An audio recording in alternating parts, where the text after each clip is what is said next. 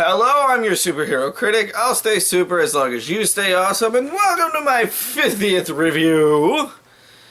With the atrocity that was Ninja Turtles 3, we Turtle fans did not get another Turtles film until 14 years later with the TMNT CGI film. Then in 2009, Nickelodeon bought the rights to our heroes and announced a movie plan for 2012. Unfortunately, by 2010, they had announced that childhood destroyer Michael Bay would be the main producer. Of course, controversy throughout development because of Bay wanting to turn them into aliens. And trust me, I was one of the many people that did not want this atrocity made.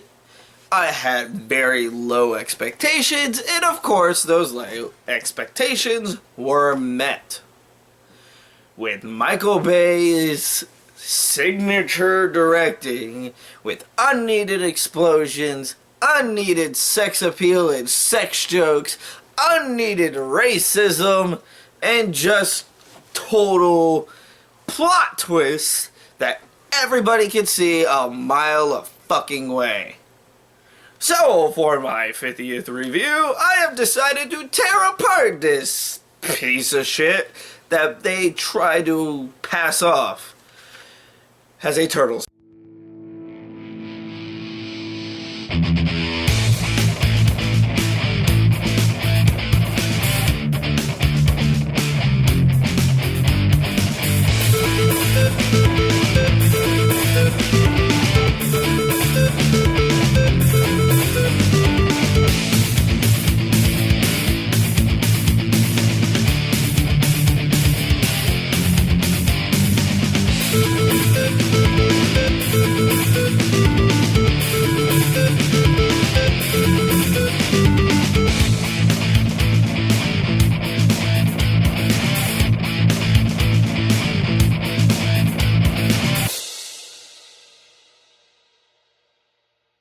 Our film begins with a comic book intro that looks like the Mirage comic version, with voiceover by Splinter explaining to the audience who the Shredder and the Foot are, while we also get clips of the Turtles playing Fruit Ninja practicing with their weapons. We then meet our two reporter characters investigating more on the Foot Clan story, Vern, played by Will Arnett, and April O'Neil, played by Megan Fox. Really? Megan Fox? Of all fucking actresses out there, you choose Megan Fox, one of the people who cannot act their way out of a paper bag and use their sex appeal to actually get jobs, and even called you Hitler. Look that up if you don't know what I'm talking about. You hire her? Really? With Vern, at least he's a good actor. Mind you, in the comics, they really never call him Vern. They actually go with the full name of Vernon. But still, why Megan Fox? We witness Fox doing a shitty reporting job before complaining about how her life is going nowhere. We then watch as she Skypes the same guy she was interrogating earlier about more information. Later that night, April heads down to the docks where she witnesses thieves robbing the place before our heroes in the shadows take them down. Of course, April tries to get a picture with no luck before rushing to the news station and trying to convince her boss to run the story. This is nothing, O'Neil. This is nothing. That's exactly the point. Somebody stopped a foot robbery and left no evidence. There is nothing. I understand that this boss does not want to run a story that has no proof or physical evidence of what. My only problem with it is, why is her boss a woman? I don't care about the race change, because that's happening in comic book movies now everywhere.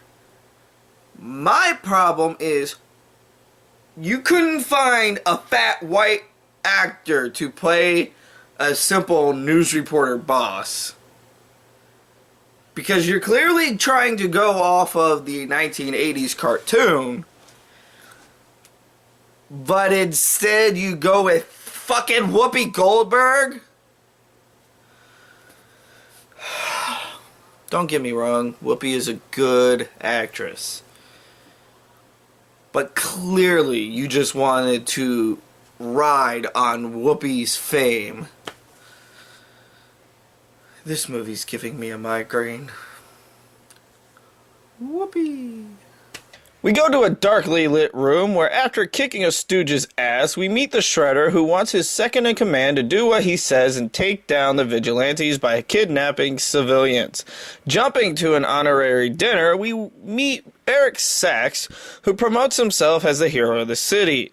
April's father apparently used to work with Sachs as a scientist before their building was burned down. Since, you know, most Michael Bay films, everybody has to know someone in some way. They then cut to the city in a major panic as we see the silhouettes of our heroes.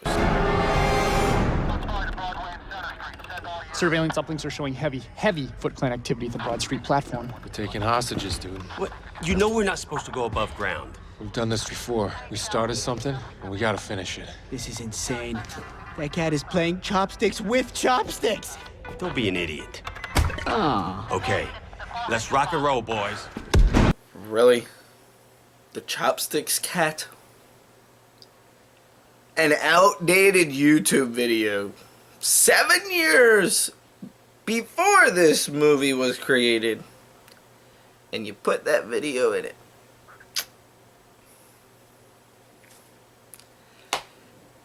Why? I don't even have words. Just why?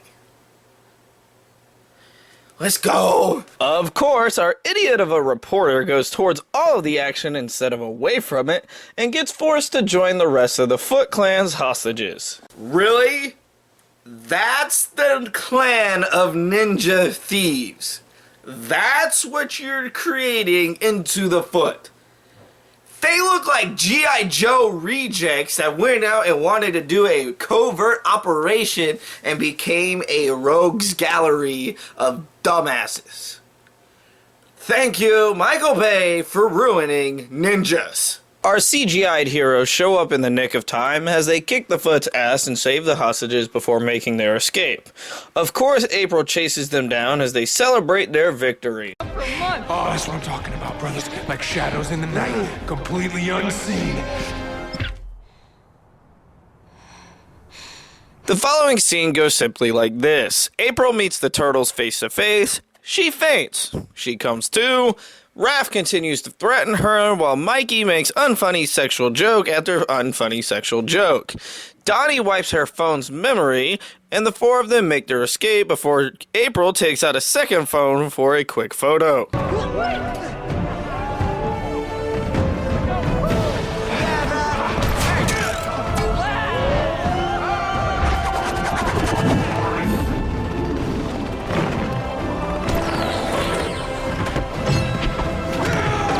Really?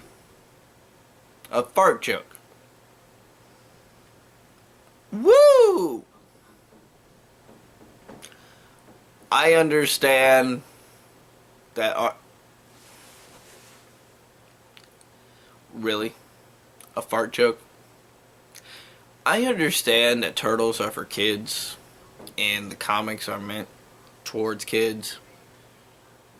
But you also have the diehard fans, like me, who are in their 20s and 30s, who like watching turtles and are mature enough not to laugh at a fart joke.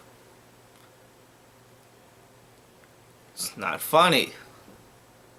The other thing I want to mention is, why did you have to go with nostrils for their faces? Yes, I know turtles have nostrils, but no variation of the Ninja Turtles have ever had nostrils. You just wanted to go with the fucking creepy look.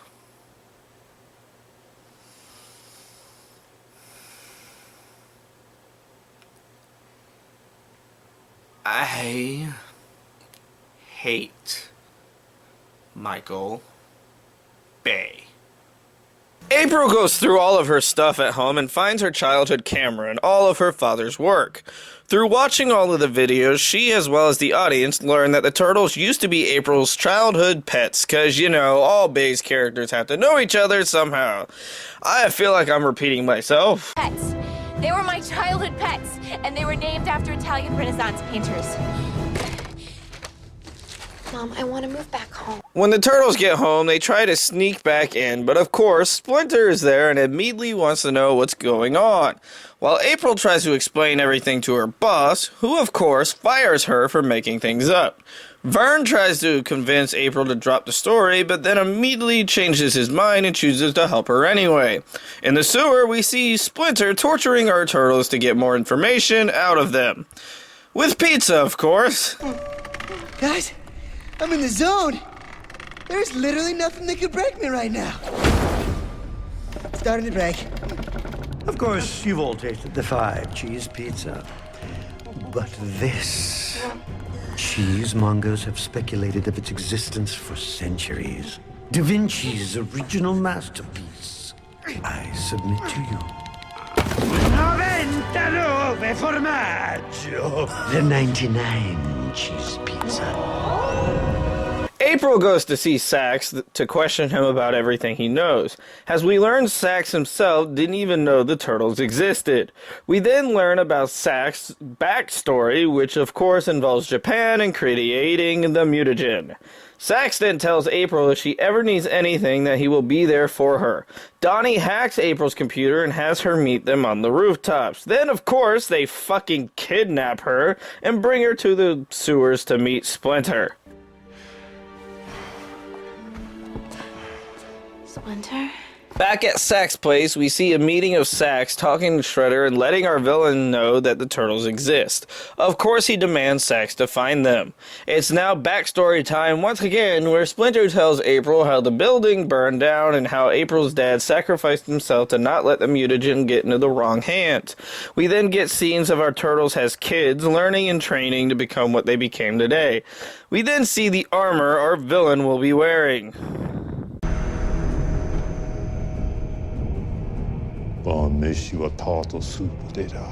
You have 1 point, Bay. 1 point for including Shredder's line, "Tonight I dine in turtle soup." Not in, on. 1 point. You have 1 point, Michael Bay. 1 point for including the Shredder's line, "Tonight I dine on turtle soup." 1 point. Splinter and the Turtles learn that April has let it slip to Sax that we exist, which starts one of the few good scenes in the film as the Foot begins their sewer invasion. This scene is actually really well paced and has our heroes in Splinter being taken down by the Foot. The Shredder joins the fight as well, coming face to face with Splinter. You think you're the owner? Breathe. Just breathe, superhero critic. Why does the Shredder have so many blades? Why does he look like a Transformer? Why does he look like a guy wearing a mechanical suit? Other than the fact that it is a mechanical suit. The Shredder, except for one version of the storyline, including the 2000s cartoon, has ever had the Shredder wearing a mechanical suit. He looks like Edward Scissorgauntlet. Why could you not have just gone with an actor, you know, wearing a cape, wearing the shoulder pads, the arm gauntlets, and, you know, actually making him look like the Shredder and not a goddamn Transformer? Fuck you, Michael Bay. While the Turtles fight the Foot, the Shredder begins to overpower Splinter, and the father cuts off access to his sons. Our villain demands that the Turtles put their weapons down, but of course betrays them anyway.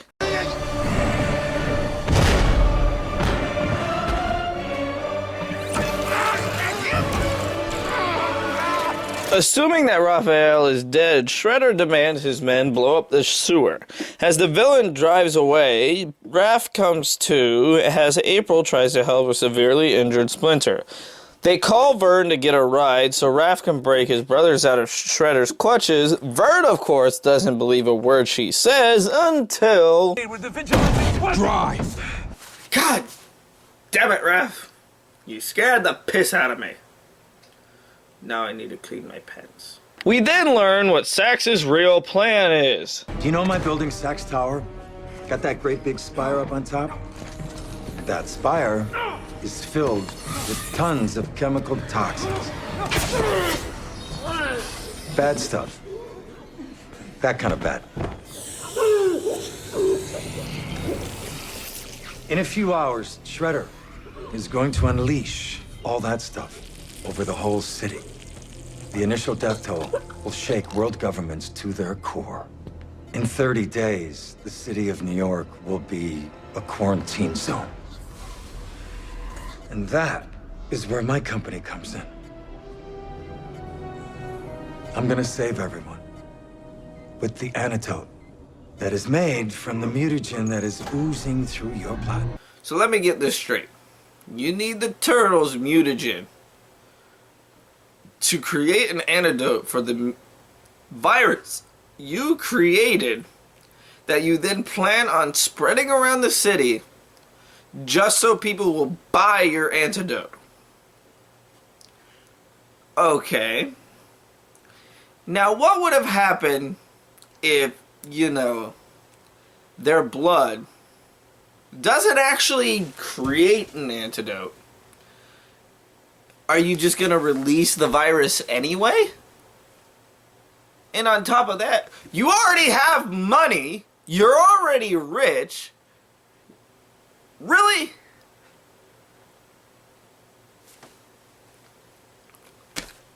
Your bad guy plan is just as worse as the bad guy in Spawn. Raph and company break into Sax's estate, and it isn't long before the Shredder attacks and beats the crap out of Raph. In the meantime, April injects adrenaline into the other three to wake them up from the tranquilizers. The Shredder disappears as our heroes are four once again, and they go to chase down our villain. During their getaway, they are cut off by the Foot and forced to go down the side of a mountain. While the following scene is kind of awesome, it also makes no sense because it involves cars breaking the laws of physics while driving downhill, as well as shell surfing. Good God, that's hard to say. All while our turtles are willingly murdering countless men by throwing them into trees at high speeds. Oh no! Poor Leo, April, and that other guy. They were so young, so beautiful. They ain't dead, numbnuts. After their near-death experience, we jump back to the city where the Shredder is already starting his plan. Our group split up as the Turtles go after Shredder and April and Vern go after Sax. This leads to one of the best scenes in the film as our heroes get into the elevator.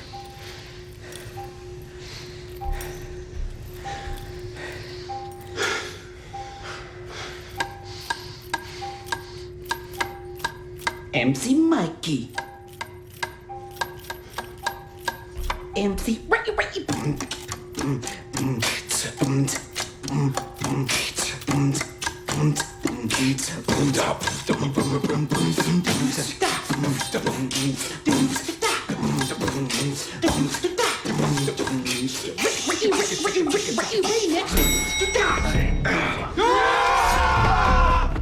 Our final battle begins as our heroes charge into attacking Shredder, which of course our villain quickly overpowers them.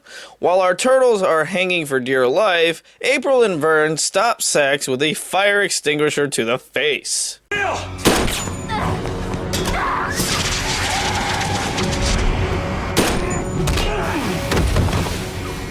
After getting safely back on the rooftops, our fight continues as our heroes decide to replay their childhood game of Buck Buck one last time.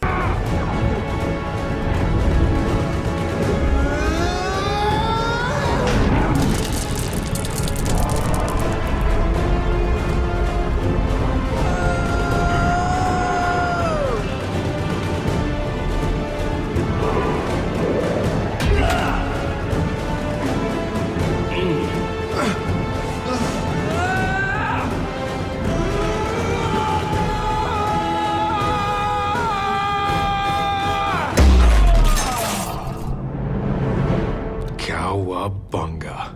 As Donnie rushes to turn down the mutagen container, the other three take on Shredder, who then takes his aim at the tower itself, forcing our heroes to hold the tower in place so it doesn't hurt the city below. April shows up with the last canister of mutagen, and as the tower falls, Shredder tackles her into it, making the two of them hang on for their lives. Our heroes dangle in the air, and April actually does something worth mentioning as she gives the final blow to the Shredder, who then falls to his death. Again.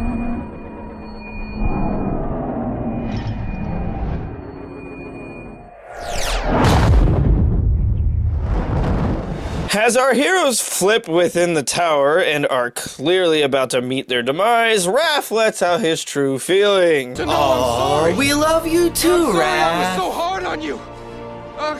Every time I pushed you, I threatened you, I yelled at you, I pushed you beyond your limits because I believe in you. I believe in each one of you. I believe in your spirit and in your intelligence and your potential. And every time I talked about walking away, it was because I was scared. I just didn't think I was good enough to stand next to you and call you brothers and say to you, I love you. I love you guys so much. Raph? We made it. Are you crying? Our movie ends with Splinter being resurrected by the mutagen, our heroes reminisce about the events, and of course, Michael Bay has to throw in a fucking explosion at the end of the film as Mikey uses the turtle van to blow up Vern's newest car.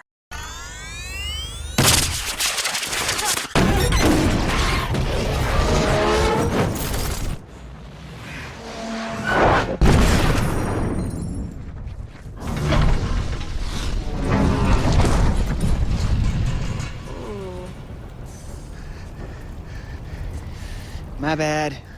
Still figuring out the button. So there you go, the crapshoot that Michael Bay produced, Nickelodeon gave to him to produce, filled with unneeded sexual antics and jokes, unneeded plot twists that everybody saw coming, just like an M. Night Shyamalan film, and just unneeded explosions, unneeded a lot of things that doesn't belong in the Turtles franchise.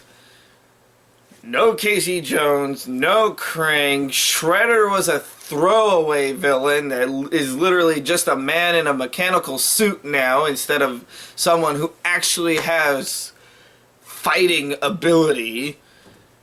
It's just one of those things that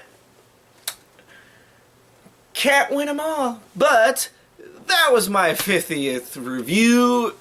If you enjoyed it, you are welcome. Superhero Critic. Random voiceover guy.